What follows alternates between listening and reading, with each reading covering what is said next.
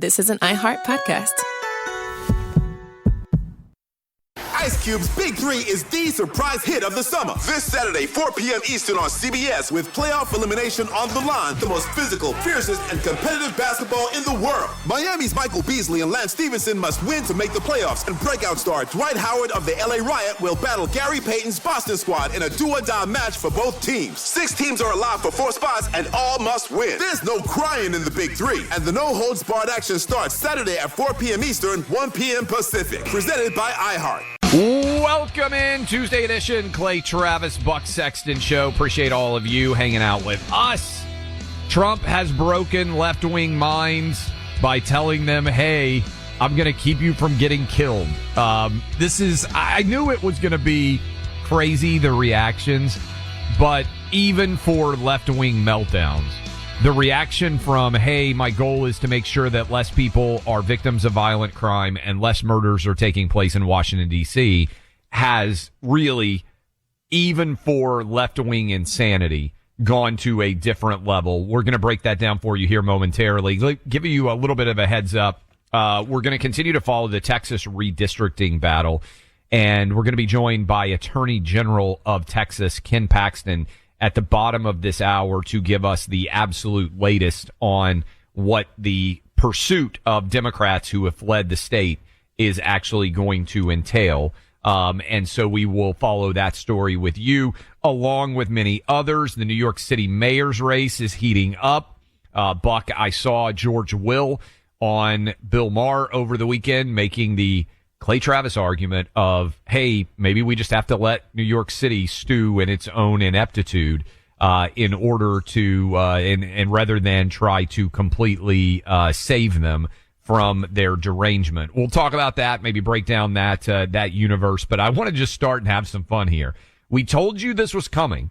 We said Trump is trying to save the lives of tons of Democrat voters in Washington, D.C., and they are not going to be able to handle it. By the way, we should also mention consumer prices, inflation, low, yet again, 2.7% below expectations, making finally some of those rate cuts start to appear more likely, maybe as soon as next month. We'll probably talk about that as well. But let's have some fun here, Buck. Here is great montage from our producer, Greg, of left-wingers complaining about the overreach of Donald Trump, keeping them from getting killed in Washington, D.C. This is Cut 3. Is it government overreach or something that our big cities desperately need? The call to take over the Capitol drawing backlash, critics accusing the president of overreaching. Authoritarian overreach? They feel like this is federal overreach. This is overreach. This is authoritarianism. This is an overreach. This is unnecessary. It's about federal overreach. It's political overreach. This seems like a bit of an overreach. It is amazing how well they deliver the exact same talking points. Let me play a couple to be fair here for you, Buck, of left-wing journalists actually saying, you know what, it isn't safe in D.C. Here was, to be fair, Kyra Phillips at ABC News saying, hey, D.C. is actually very dangerous. Cut 6. Usually that's how you play devil's advocate, is you talk about, oh, well, stats say crime is down. However, I can tell you firsthand here in downtown D.C. where we work, right here around our bureau, just in the past 6 months, there were 2 people shot. 1 person died, literally 2 blocks down here from the bureau. It was within the last 2 years that I actually was jumped walking just 2 blocks down from here. And then just this morning, one of my coworkers said her car was stolen a block away from the bureau. So we can talk about the numbers going down, but crime is happening every single day because we're all experiencing it firsthand while working and living down here.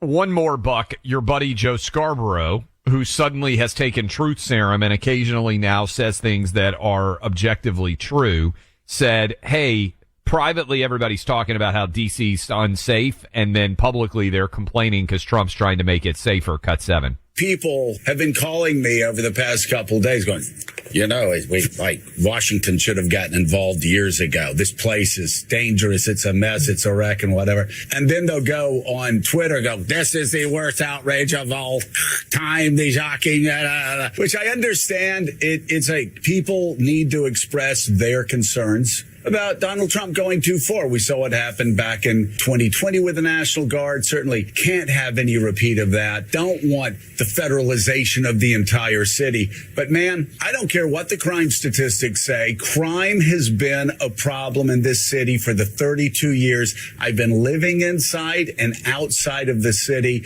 It's just, even now, Meek and I, we're talking to somebody who lives in the city. These are all Democrats who said, our friends won't walk more than 3 blocks in D.C. at night. Notice how it's like he was listening to the Clay and Buck show yesterday and is now just reiterating everything that we told you, because we tell you the truth. We tell you what's really going on, which is why you grace us with your time and why this project of getting to hang out with you all works as well as it does, because we're all a team in the truth.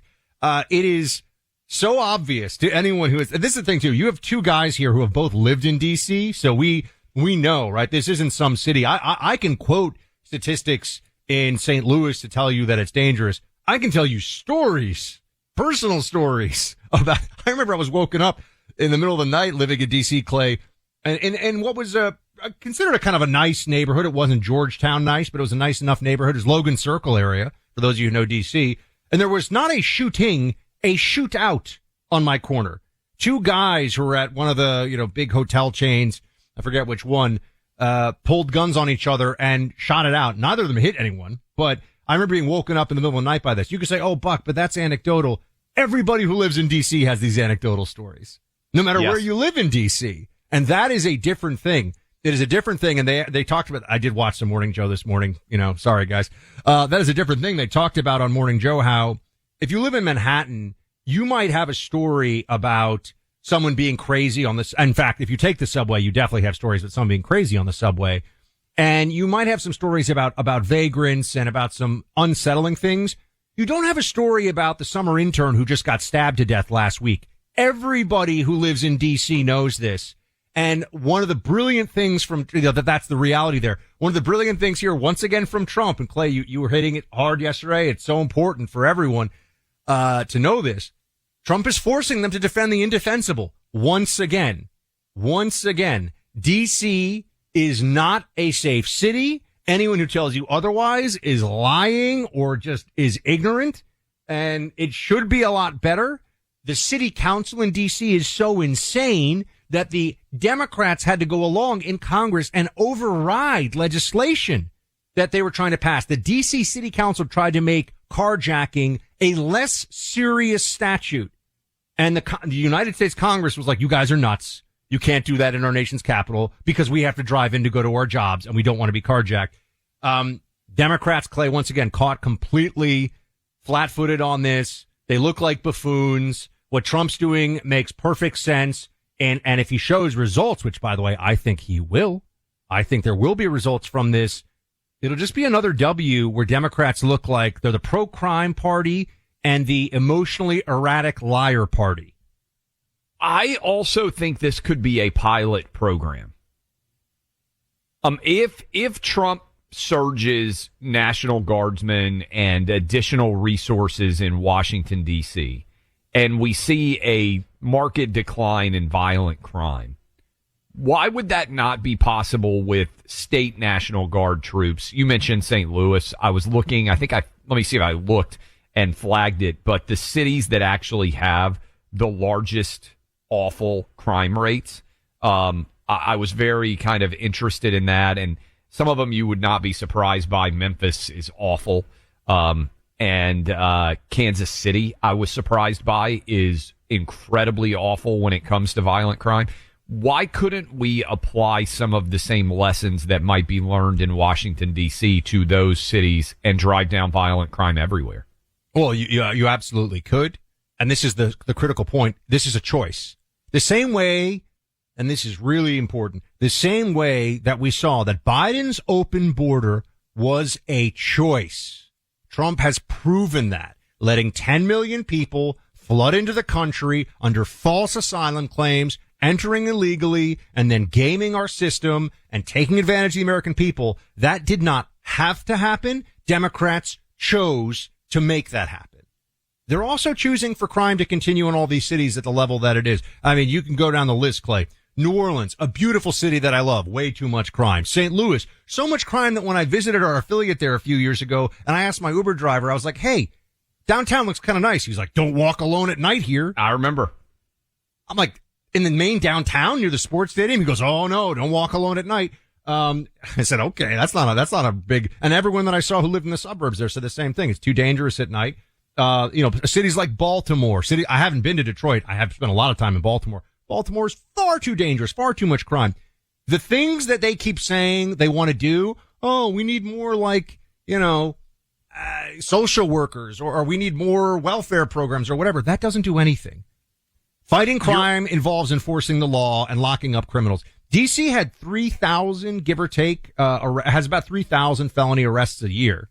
Now, it's only 365 days in a year, but 3,000 felony arrests in a year, Clay. Probably 1,500 to 2,000 people in D.C. are really doing the bad stuff. Yep. Really doing the bad stuff. Out of a city of 600,000. If you're willing to lock up even 500 to 1,000 more of these serious felons, you know what happens? Everybody's safer. 100%. And we're speaking as grown men who I think in general are less concerned with crime. I don't know about you. I really don't think about being a victim of crime that often. But I was having this conversation with my wife the other day. I mean, in Franklin, you might have like a rogue squirrel run across your roof. Not where I live. I mean, anywhere. But I was having this conversation with my wife, and she said, you and Buck have been talking about crime. Every woman, when she walks into a parking garage, her head is on a swivel. She's holding her keys to be used as a weapon. The most dangerous places, especially for women, parking garages, gas station. Parking garages, gas station. That's the worst place for women to be specifically. I told my wife recently, I think I said it on the show, hey, Nashville, where I live, certain neighborhoods feel unsafe. I said, you're not getting gas anymore in Nashville. Like, come out to Franklin where we are after dark, and you can fill up the car, plan it that way. But I think that every man thinks about this in the context of wife, daughter, mom. Every woman thinks about it all the time, right? When crime is at a high level, women are thinking about this all the time. And I guarantee you, especially all the women that are in the media and are conscious of the high rates of violent crime that are going on, they actually agree. And I think one of the things that this illuminates is Trump says what lots of people think. And the difference between authentic politicians and inauthentic politicians is what I give him credit here. Joe Scarborough just pointed to, which is most people agree with what Trump's doing privately, but publicly, because it's Trump, they're claiming they don't. And I think increasingly more and more of the American public is seeing through the BS and saying, wait a minute, you said yesterday, I think it's a good point, you could disagree on tax rates or tariff rates. I mean, I just said this on Fox News, but as part of disagreeing on keeping people from getting murdered is a really tough argument to make, right? Hey, I want less people to die violently is something that everybody in America should say, hey, I'll sign on to that. Like I said, this is one of Clay's brave stands on the show. Solidly anti-murder. Did you see Fox News? Fox News actually shared from their 28 million Twitter account or whatever, Clay Travis says he hates murder. And I was like, finally, I'm getting some credit here for hating murder more than anybody else. That was actually their headline. And so I appreciate the praise there. Something else I want to point out, because we're discussing the numbers. We should get into some of the numbers some more on this. And remember, if you're like, well, it's our nation's capital. Clay, we don't want to just take blue cities and let them rot, sir, whether it is New York or D.C. We will return to that conversation. We want them to be the best they can be. And people were saying, oh, well, look at the numbers, look at the crime that's it's going down. There's already an indicator, a pretty strong one, that they're cooking the books. Which yes. I'll also tell you, even without this story, I knew this was going on, because anyone who lives in D.C. will tell you, not safe, bad things are happening, not safe. And the atmosphere there. And this is why Joe Scarborough's golf playing friends from the Chevy Chase Country Club, for those who know the D.C. area. I'm sure he has a lot of them. A lot of Scarborough watchers live in Chevy Chase. They would be very miffed. Muffy and Buffy would be very upset if Joe was saying that it was safe in downtown D.C. because they don't feel safe when they go to Pilates class in downtown. They know that bad things happen there. This is a great time to talk to you about Sabre. We're talking about self-defense, talking about protecting yourself and your family. We're just discussing it. If you're a woman or a man, but if you're somebody who's going to be at a gas station at night, or you're going to be going in and out of parking garages, or just in your own home, remember, home invasions can happen anywhere. Burglary, some of these very sophisticated burglary crews, they're actually international. There are foreign guys who come into this country, and they're very skilled burglars. All kinds of stories about that. They do burglaries, they do home invasions. How do you protect yourself? Sabre. S-A-B-R-E. This is the number one pepper spray brand trusted by law enforcement. And for a lot of you, you might even live in a jurisdiction where you can't really conceal carry. So you don't have ready access to a lethal option to defend yourself. And even those of you who do have that option, like I do here, yeah, I've got firearms and I've got Sabre products. I've got force escalation. Carrie feels more comfortable. She doesn't want to be carrying concealed. I do, but she wants to be able to have pepper spray so she can go for a walk in an area that maybe is a little more dodgy. Sabre, my friends, go check it out. They've got amazing products, family-owned company. Clay and I know the CEO. He relies on these products for his family too. SABREradio.com. That's SABREradio.com. You'll save 15% when you go to that site today, or you can just call this number, 844-824-SAFE. Saving America. One thought at a time. Clay Travis and Buck Sexton. Find them on the free iHeartRadio app or wherever you get your podcasts. Tired of spills and stains on your sofa? WashableSofas.com has your back. Featuring the Anabay collection, the only designer sofa that's machine washable inside and out, where designer quality meets budget-friendly prices. That's right, sofas start at just $699. Enjoy a no-risk experience with pet-friendly, stain-resistant, and changeable slip covers made with performance fabrics. Experience cloud-like comfort with high-resilience foam that's hypoallergenic and never needs fluffing. The sturdy steel frame ensures longevity, and the modular pieces can be rearranged anytime. Check out WashableSofas.com and get up to 60% off your Anabay sofa, backed by a 30-day satisfaction guarantee. If you're not absolutely in love, send it back for a full refund. No return shipping or restocking fees. Every penny back. Upgrade now at WashableSofas.com. Offers are subject to change, and certain restrictions may apply.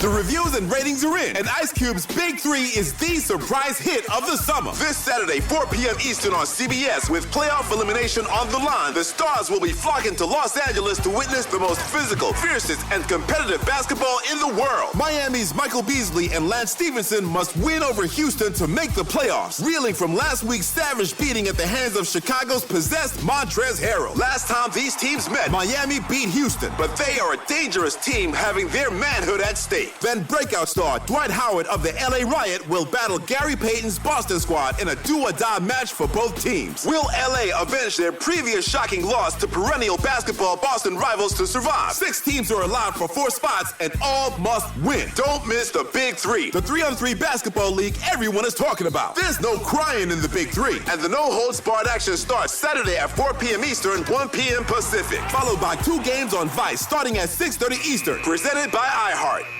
Welcome back in, Clay Travis, Buck Sexton Show. Appreciate everybody hanging out with us. He is the Attorney General of Texas. He is also running for the Republican nomination in the Senate. He is Ken Paxton with us on now. Okay, so let's dive into the absolute latest here. The Democrats, to my knowledge, remain outside of state borders. What should we expect to happen going forward now, Mr. Attorney General? Well, I don't know. This is uncharted territory for all of us. I don't know exactly what to expect, but we've filed actions in both Illinois and California. Obviously they can move around, but my understanding is many of them are in Illinois. We filed actions in that state asking the court there, under the full faith and credit provision of the U.S. Constitution, to honor our quorum warrants that were issued by the Speaker of the House in Texas. So we'll see how that goes. We're waiting on action there. We also have our filings with the Texas Supreme Court to try to remove 13 different legislators for being openly defiant of showing up for a session to deal with a lot of issues, not just redistricting. And that is on a sort of a 2-week time frame with briefs due by the other side, then a reply brief, and then their reply brief. So that's going to be going over the next couple of weeks. And then, of course, we have our actions that relate to Beto O'Rourke and his PAC and trying to hold him in contempt for violating a temporary restraining order that was issued by a court in Tarrant County recently. So, Mr. Attorney General, if I could ask, could you just reverse a little? Because for some of our listeners, what is different about this time? This has happened before, and there are people who are saying, "Oh, this is a game that has been played in the past." What does the law say about, like, where are Democrats who have fled the state in violation of law, and how is this time, if this time is different from the past, how is it different from when they've tried this before? So, they tried it in 2003. I was in the Texas House. Obviously, I was not in the Attorney General's office. In 2021, it didn't last very long. This one, we have no idea how long it's going to last. They're all a little different. I think as we've had more experience, my office has gotten more and more creative trying to deal with these issues. And so these ideas that we're proposing now are just ideas that we've come up to be creative. As I said, they're new. There's no experience really in trying what we're doing. And the last 2 times we just outweighted them.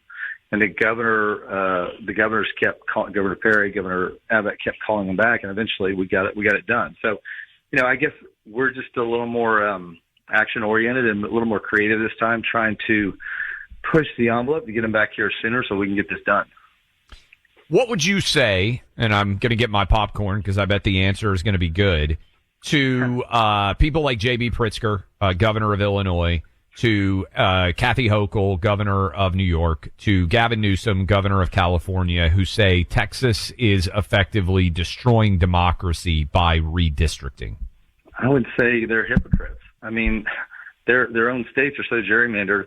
Look at our maps versus their maps. It's ridiculous to look at Illinois. Massachusetts, has 0 Republican representation in the state that has 37% Republican. Illinois at 44% has only 3 representatives that are Republican. So, I don't know how they say it with a straight face, but they do. Apparently, they're really willing to just be dishonest because they know they've done it. They've done it for decades, and they're just appalled that you guys can't do what we've done. But yet here we are. You guys in Texas are destroying democracy. What we did when we gerrymandered our state to almost, many of these states have no Republican representation. That is not destroying democracy because we're Democrats. And so in terms of the law, you're the Attorney General for the state of Texas. Are they in clear violation? Are they arguing that what they're doing is somehow not a violation of Texas statute? Because the way it's, no surprise, the way it's talked about in the media, they pretend like there's a lot of gray area and this is done before. And, what does the law say about their obligation to actually show up for a quorum? Well, they're obligated under House rules. They represent the people of their area, but they're under obligation of their own rules that they've passed to show up to vote. And when they don't do that, they can be held in, basically in contempt by their own body. So they say that, but their own body voted on rules that they were a part of that says exactly the opposite. So they're not being honest. They're being very disingenuous. And of course, as you're not surprised, the mainstream media plays along. You're also in the midst of running as a Republican candidate in the Senate race that will happen next year. You're in the midst of a lot of different things going on. How would you assess that race? And do you think President Trump is likely to weigh in one form or fashion? So, I did my polling before I got in. I used Cruz's pollster. I used another pollster that did Trump's polling. I did 3 polls all of them had me up by at least 25 points. I don't think that's changed much. You know, you can have different pollsters looking at different things, but it was very consistent. And it's based on John Cornyn's past 23 years as a U.S. Senator, and you can go back further. He's been in office since I was in college, and I'm 62. He has not represented Texas well. He's been opposed to President Trump being president both times, insinuated that he was guilty of crimes, and now suddenly he had a conversion experience on April 8th when I got in the race. And now he loves Trump after hating him for the entire time he's been in office. He's been opposed to building a wall on the border, which most of my constituents were disgusted by. And, of course, President Trump had just the opposite view. And he fought with Joe Biden to restrict Second Amendment rights, which Texans obviously do not want Second Amendment rights restricted. But John Cornyn, fought with Biden to make that happen. So if you look at his record, he has not represented Texas well. There's not a distinguishing feature other than he tells us now that he's with Trump all of the time. It's just not true. It's dishonest.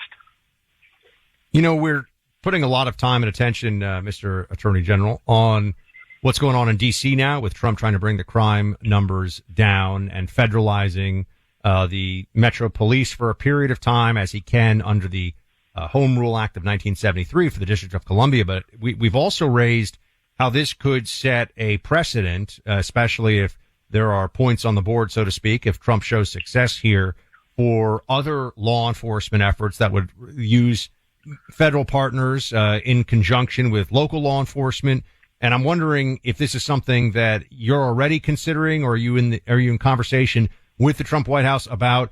Because, you know, Houston, I have a lot of friends in Houston, lovely place, but there's some crime there. There's some crime problems. Same thing, I believe, in Dallas, in some areas. So I'm wondering if this is something that you think could be a template in your state or just in general across the country.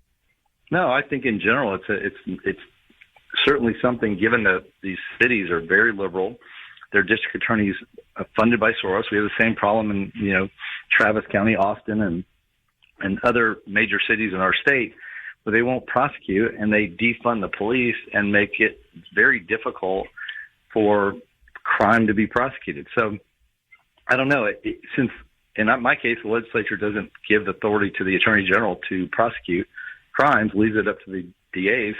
I think any help we can get from the federal government to shut down crime and stop the increase that we have in our cities that are run by Democrats, I'm for.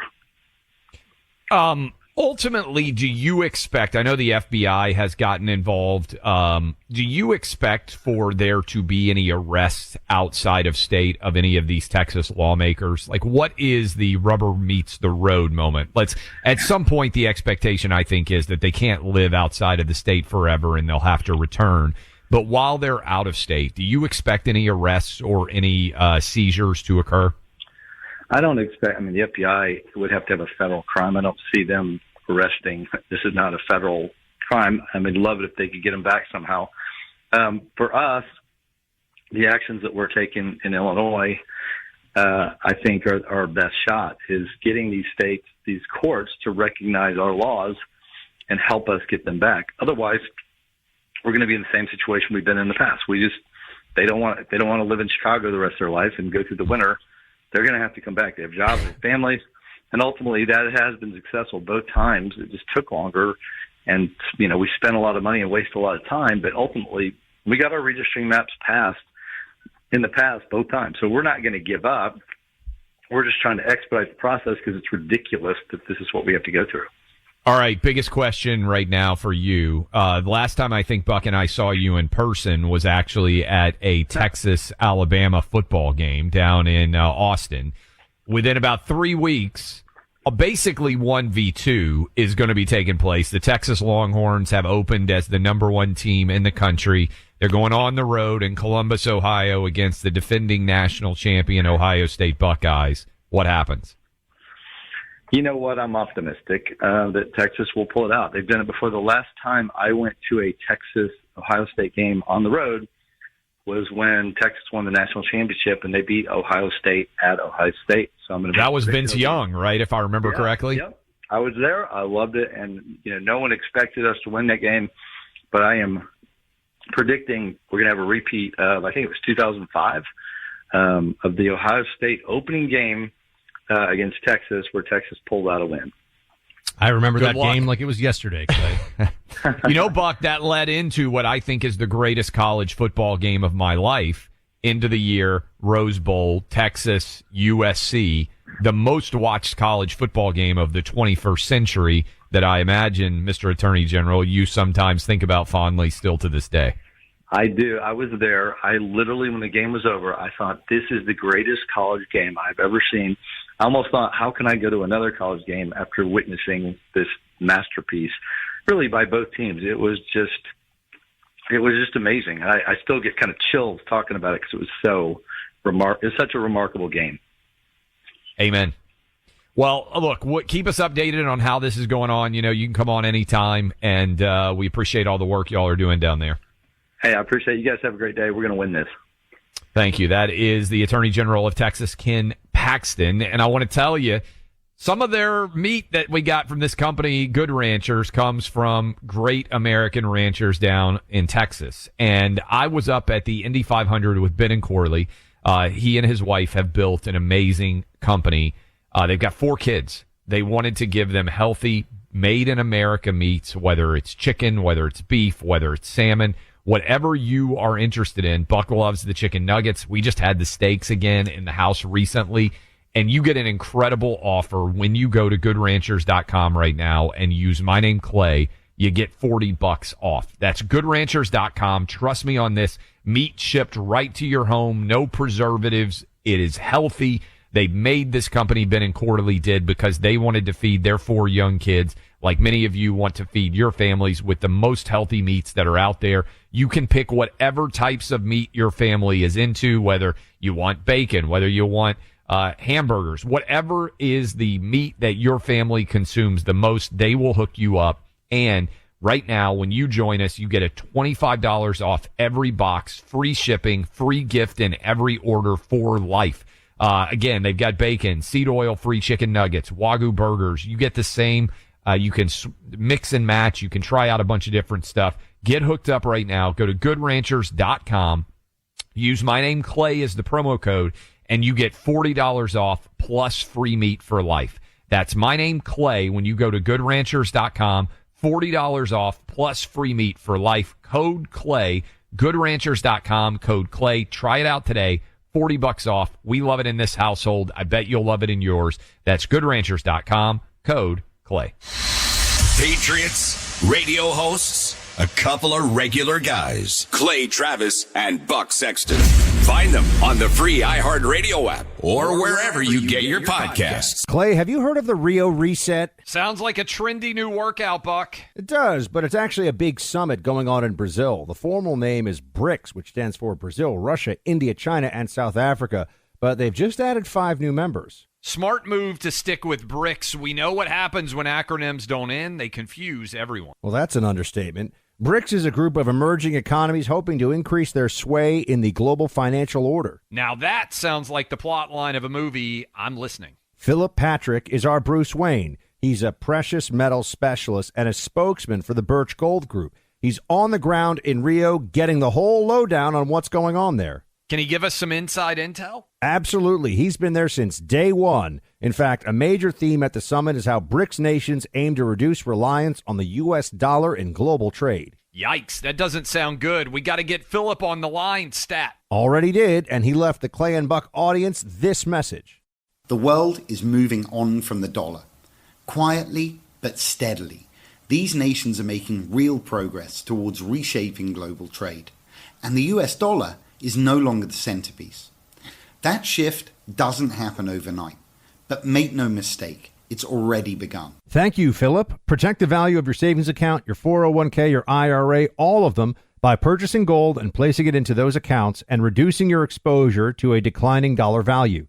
Text my name, Buck, to 989898. You get the free information you'll need to make the right decision. You can rely on Birch Gold Group, as I do, to give you the information you need to make an informed decision. One more time, text my name, Buck, to 989898. All right, welcome back into Clay and Buck. Let's get to some calls, some talkbacks here from all of you. Thank you so much. Some of you coming to my defense on the e-scooter thing, which is very kind of you. You know, It's efficient, Clay. I'm sorry. Some of us want to keep our carbon footprint small.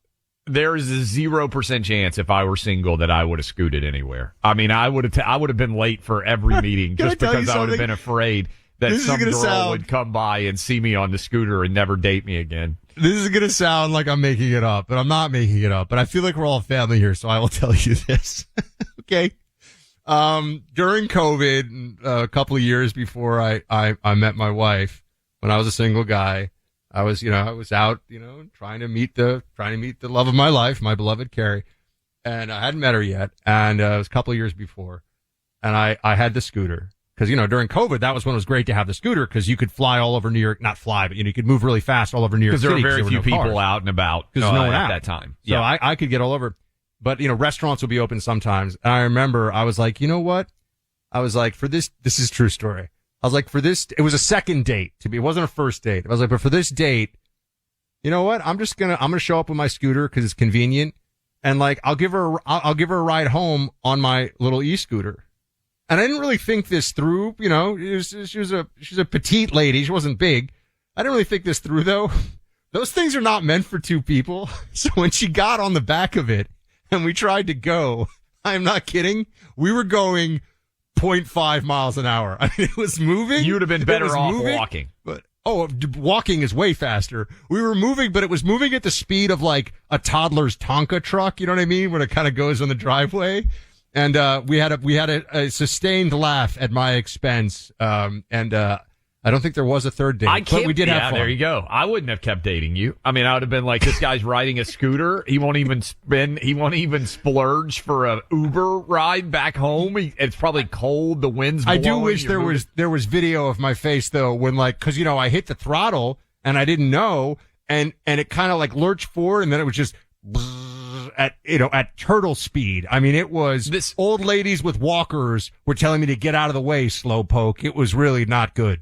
I remember, this is kind of funny date story, not for me. I've been married for 5 years or whatever the heck it is. 22 years this month. Anyway, a long time, 21 years. But I remember, a girl being like, yeah, I went on a date.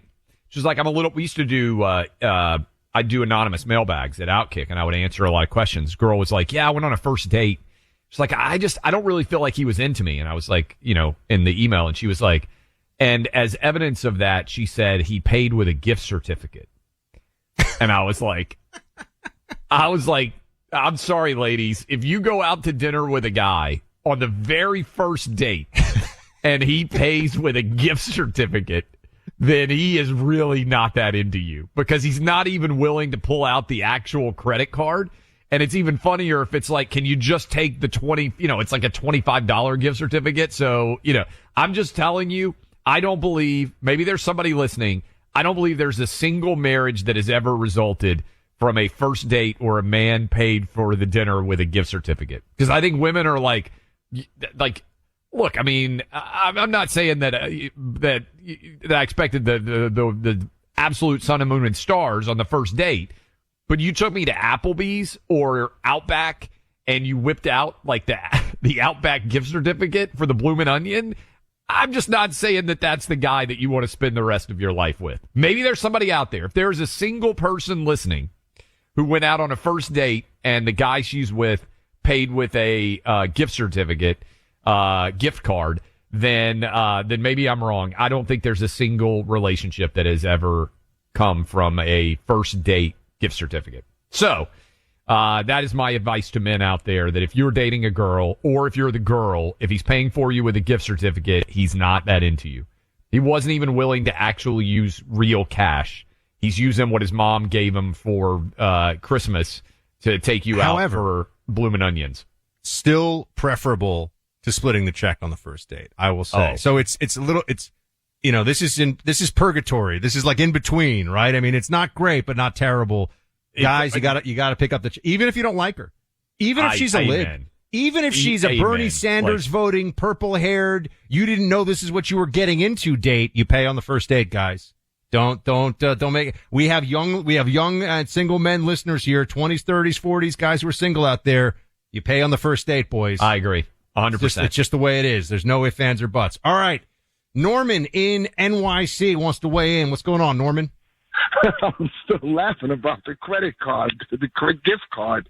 Gift card. You can't do it, Norman. You can't do it. You've probably been married for 30 years, but I'm trying to help the young men out there. Don't screw this up. Oh, my God. The card was given to him by his mother. Oh, my God. Yeah, it's like you got a Christmas gift card for the Outback Steakhouse. You're not even willing to take and pay the girls' dinner for yourself. Your mom and dad are paying for it. Just can't do it. Oh, my God. Oh, my God. You got Norman. Do we have to come back to Norman? Norman's he's tickled over there. Let me say this. I think first and foremost, Washington, D.C. should be the safest community on the planet. Yeah. First and foremost. That is where the President of the United States, dignitaries come from all over the world. There is no excuses for one thing to be going wrong in Washington, D.C. The second thing is I agree with the President sending the National Guard there, and I think that it's important that the mayor takes the pride off the shoulder and say, I'm getting additional help in Washington, D.C. to be able to combat the problems that we face.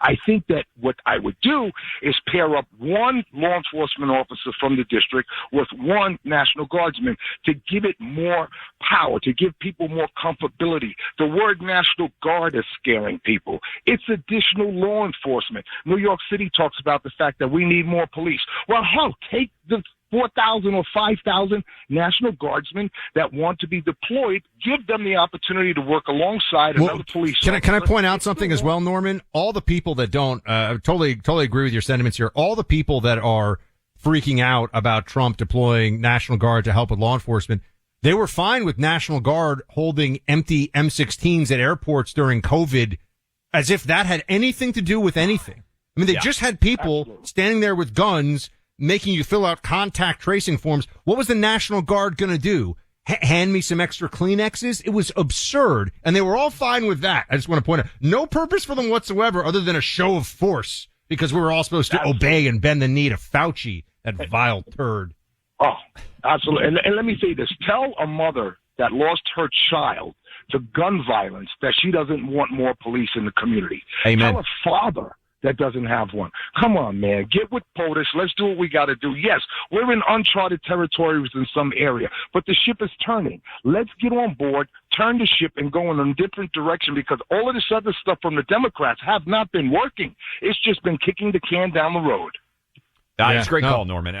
I agree with him. And you mentioned this yesterday, Buck, and we'll play a cut for you maybe in a little bit. We're going to take a couple more calls. But I think Muriel Bowser, the mayor of D.C., actually agrees with Trump, but politically is not able to say that. Listen to her answers and how she's trying to thread that fine line. I think she welcomes the support. She is not. If this were happening in Chicago, Mayor Johnson would be screaming about Nazism and racism and Trump as like the head of the KKK. I mean, it would be complete meltdown. Okay. Complete meltdown. That's not what you're getting from Mayor Bowser. She was pretty, she's saying, I don't think we need it. She's trying to defend her record a little. Maybe we should get to some of those clips. She's not coming out swinging hard at Trump on these things because I think she wants to leave open the possibility, of taking credit for it. Which if it gets better, she'll take a victory lap. And you know what? If she doesn't stand in the way, fine. As long as it's getting better there, because we all know that people will understand that Trump was the instigator of these improvements. I think it's very interesting to see how that dynamic plays out. We've also got here David in Florida is next. Thank you, David in Florida. Yes. Hey, listen, Buck. When the bike went dead, who pushed who on taking it back? Yeah, what happened when the scooter was failing? What did you do? Did you just kick her to the curb and ride home? I will tell you, I called an Uber for her to take her home. And then I kind of sadly, I didn't even really want to ride the scooter anymore. I kind of walked it home. You know, when you skinned your knee as a kid on your bike and you were like unsure of it, and you're like, I don't know, like I skinned my knee. That's kind of how I felt about my e-scooter. It was like I was defeated and I just walked alongside it in sorrow alone. Yeah. Took your soccer ball and went home. So, yeah. The solutions today for D.C. and the mayor's solution is as ridiculous as it was when Marion Barry was in office. In the early 90s, it was the murder capital of the world, I think a couple of years consecutive. And that solution was to change the name of the basketball team from the Washington Bullets, because of that Bullets, to the Washington Wizards. That was their solution. I remember this. And it's just completely at a ridiculous level now. So thank you for the call. I want to ask you a question real quick.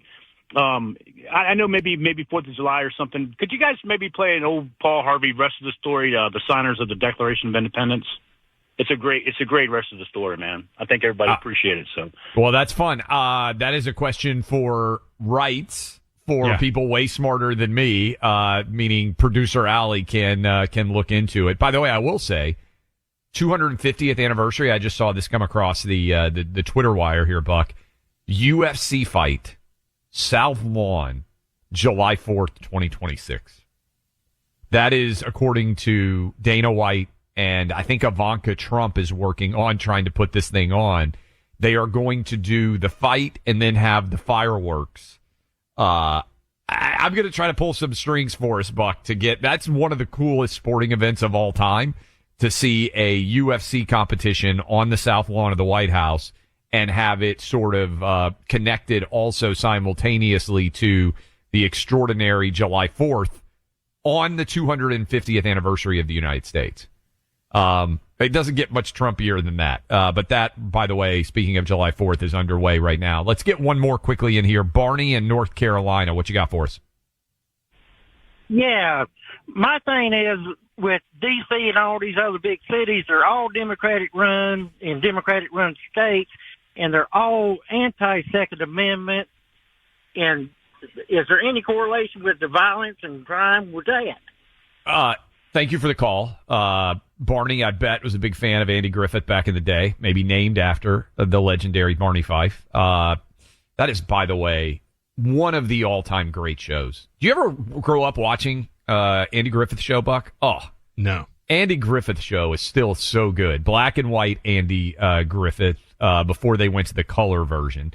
Old school Andy Griffith shows, Opie, everything else, Aunt B, so good. What's interesting is we have seen skyrocketing levels of firearms purchase since 2018-ish. I think if any firearm maker out there were looking at it, there are way more guns on the street now than ever before. And many of the places with the highest rates of gun ownership are actually seeing much lower rates of gun violence. And many of the places with the most restrictive laws on gun ownership are seeing record high levels of gun violence. Again, it is the legal gun owner, as many of you know out there, is actually one of the most law-abiding people. Like, leave aside gun crime, they actually commit crimes at infinitely lower rates than anybody else. Concealed carry permit holders in this country have a lower violation of the law rate than law enforcement. Wow. Yeah. That's a heck of a stat. That's a heck of a stat. It doesn't surprise me.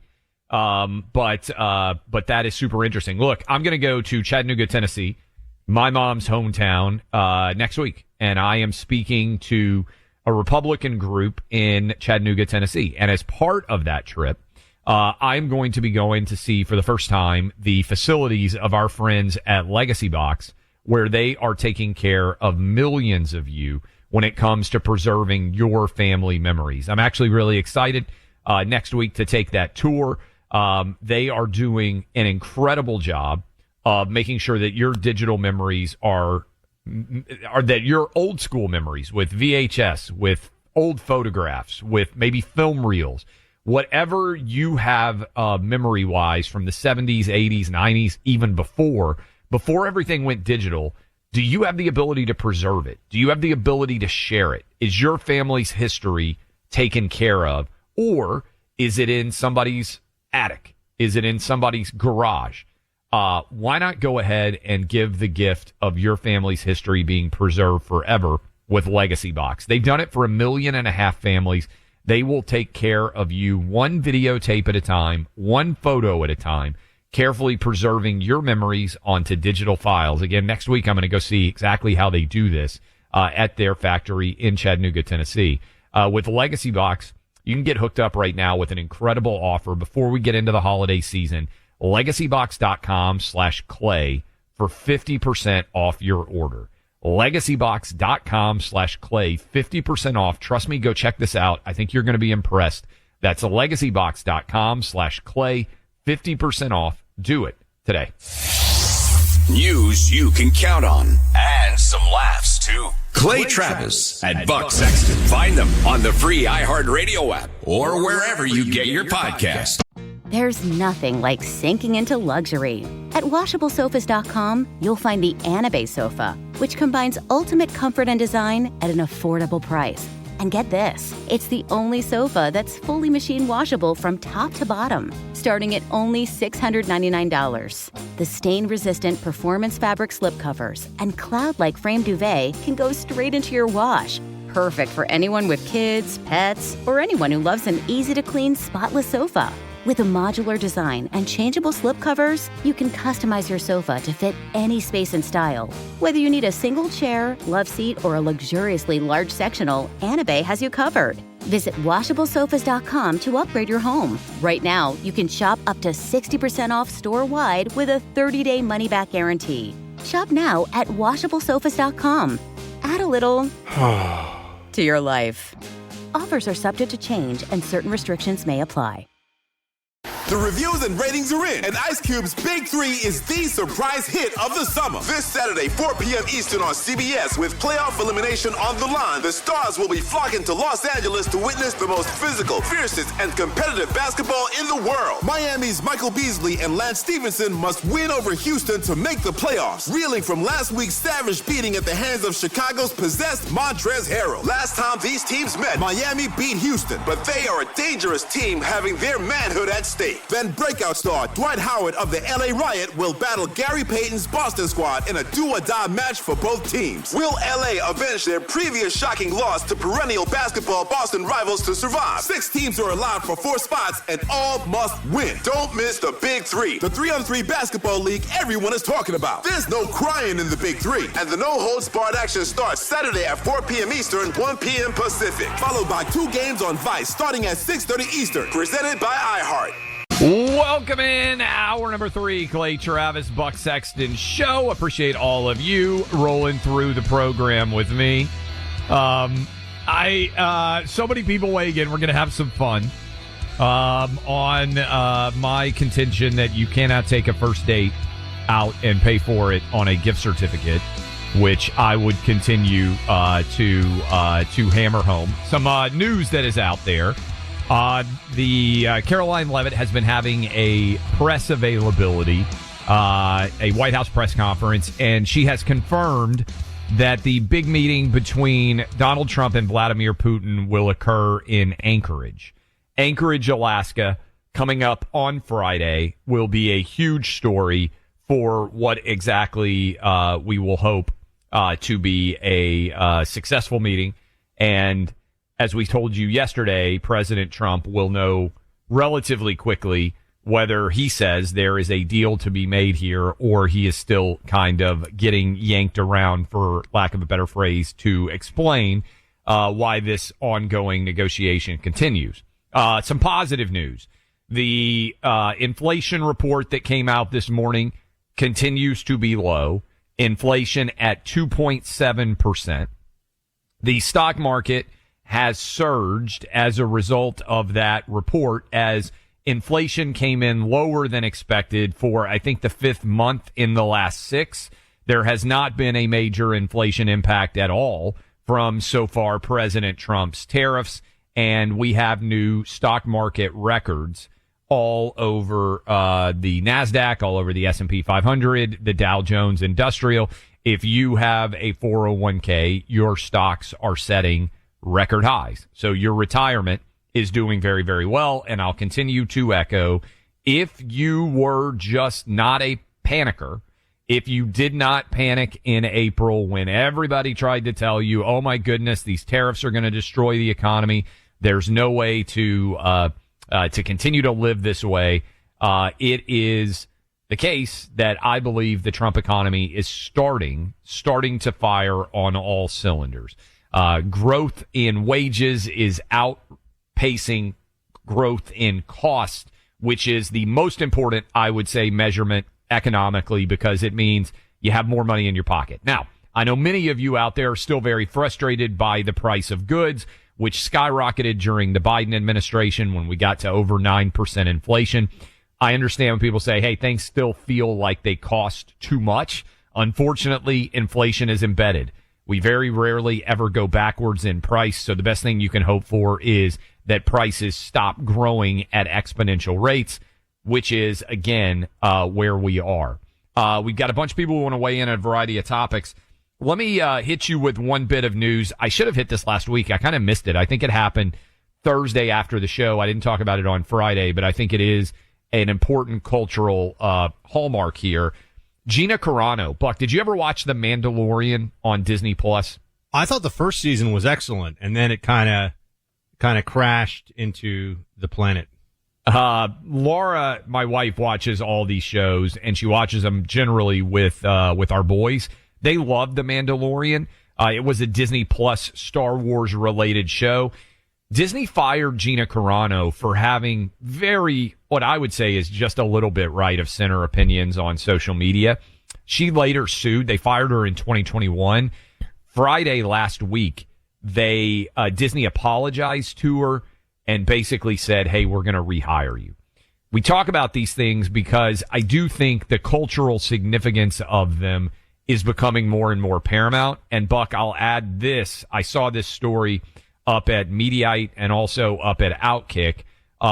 Sydney Sweeney, the ad that was so controversial, we were all told, only 12% of Americans, according to a big poll that was conducted, actually found this ad in any way offensive. 40% thought that it was a very successful ad. A lot of other people didn't care at all one way or the other. But it is interesting how the left wing, I think their ability to bully and try to force people not to be able to say, hey, being a white girl with blue eyes and blonde hair is a perfectly fine advertisement. The way that they ran and hid from this and tried to, they've gotten used to being able to bully people into apologizing and not doing ads like this. I do think the best advice I have for anyone out there is do the opposite of what's popular on Twitter. And very often your business will thrive because Twitter is not real life. And I think this is yet more evidence of that being true. Well, X now is a lot more reflective of real life than it used to be. That's true. I remember it. It's funny, ever since the social justice communists were kicked out of there by Elon, I never get dragged, they used to call it, piled on publicly by, some random writers from Vox or something. This just doesn't happen anymore. Yeah, sure. And I think there was a tremendous amount of both suppression and amplification in favor of communist madness. We know there was. I mean, that's Elon bought it, and we saw that, and that was real.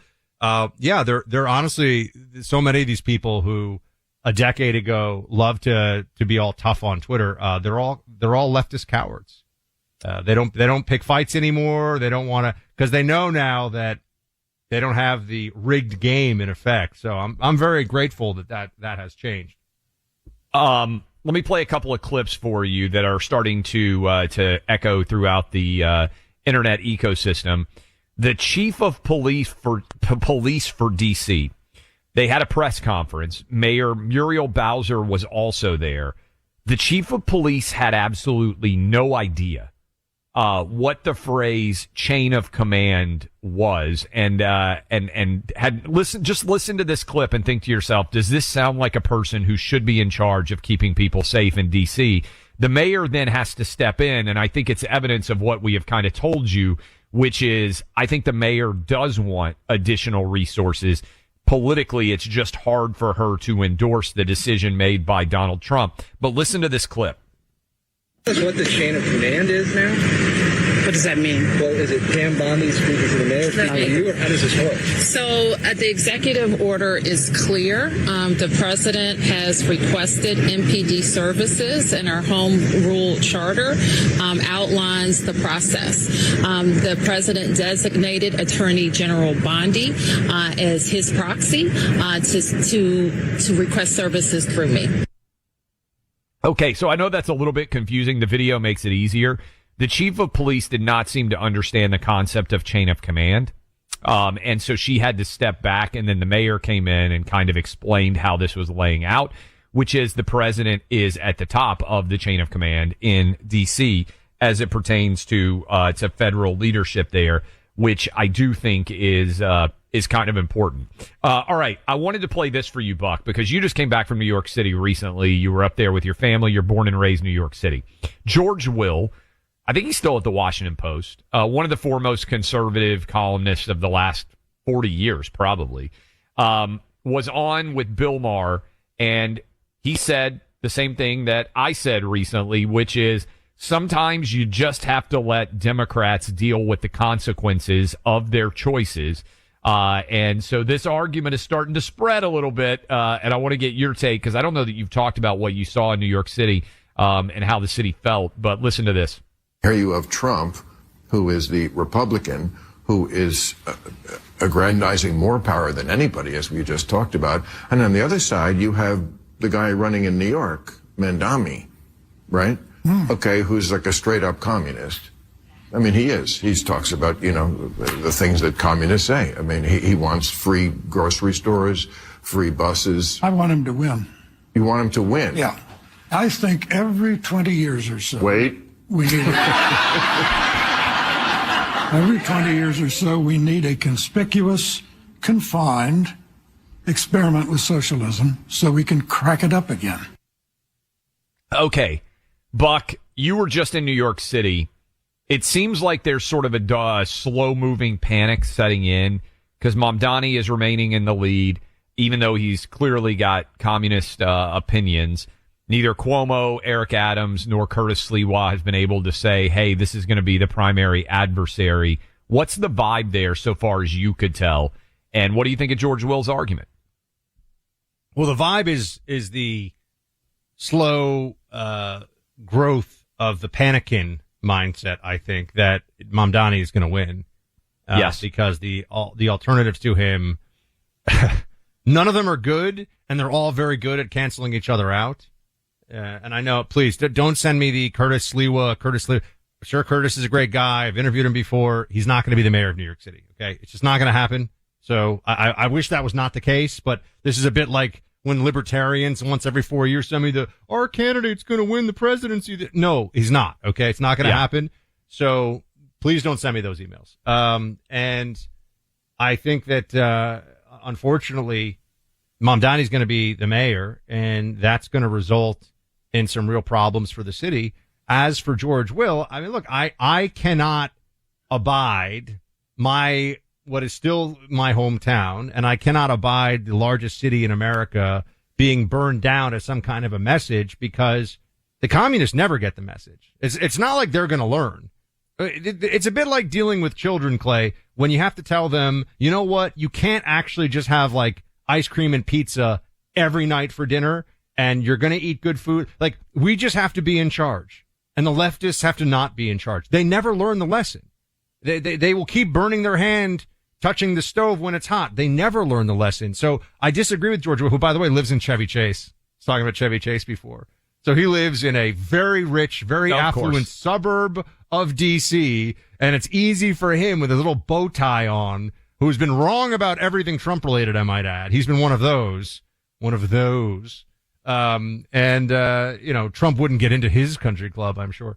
But, I think that it's a bad idea because, the lessons aren't learned. I mean, look at San Francisco. They dial it back a little bit, but it's not like the Democrats have said, you know what? San Francisco governance was a bad idea. We're going to change no. The communist never gets tired of being a communist because it's not about what is, it's about what makes them feel. And that's why I think New York City as a lesson, very easy for George Will to say, but I don't think New York City as a lesson will actually have the intended result. I'd rather us just move in the other direction and get points on the board, right? Because I don't think his thing about it being an example is true. It'd be one thing if it actually was going to be, the whole country will learn. You know what happened in New York City? Giuliani came in and fixed the city. That was the lesson. They didn't learn from previous Democrat hellscape experiments in New York. They didn't learn from Dinkins and Koch and, yada, yada, go back.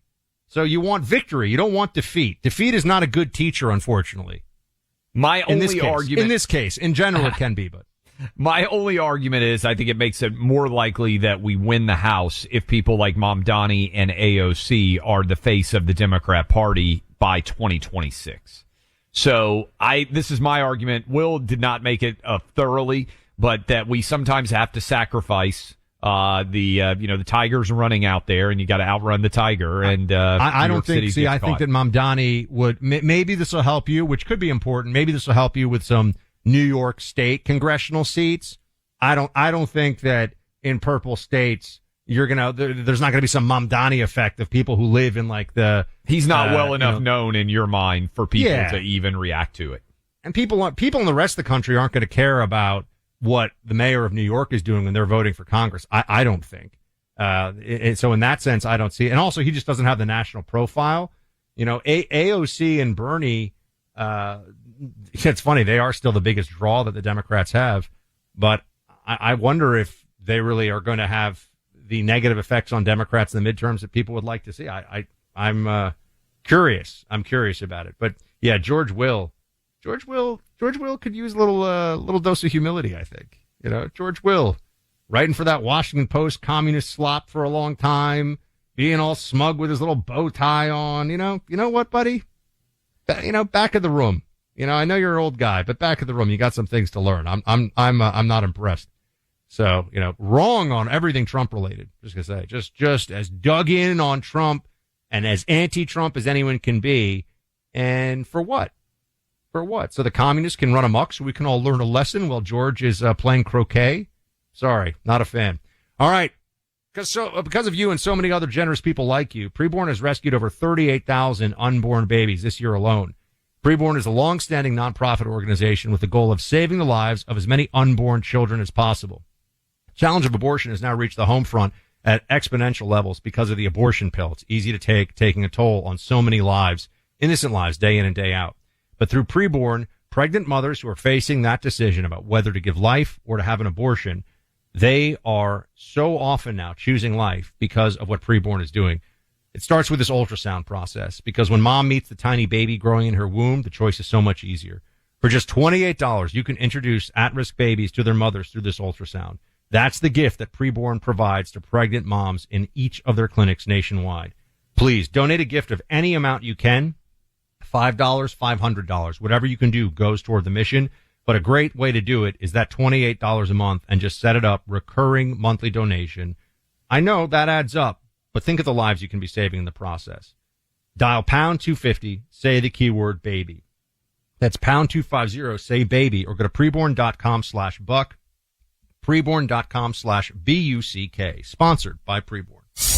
Clay Travis and Buck Sexton. Mic drops that never sounded so good. Find them on the free iHeartRadio app or wherever you get your podcasts. Ice Cube's Big 3 is the surprise hit of the summer. This Saturday, 4 p.m. Eastern on CBS with playoff elimination on the line. The most physical, fiercest, and competitive basketball in the world. Miami's Michael Beasley and Lance Stevenson must win to make the playoffs. And breakout star Dwight Howard of the LA Riot will battle Gary Payton's Boston squad in a do-or-die match for both teams. 6 teams are alive for 4 spots and all must win. There's no crying in the Big 3. And the no-holds-barred action starts Saturday at 4 p.m. Eastern, 1 p.m. Pacific. Presented by iHeart. This is an iHeart podcast.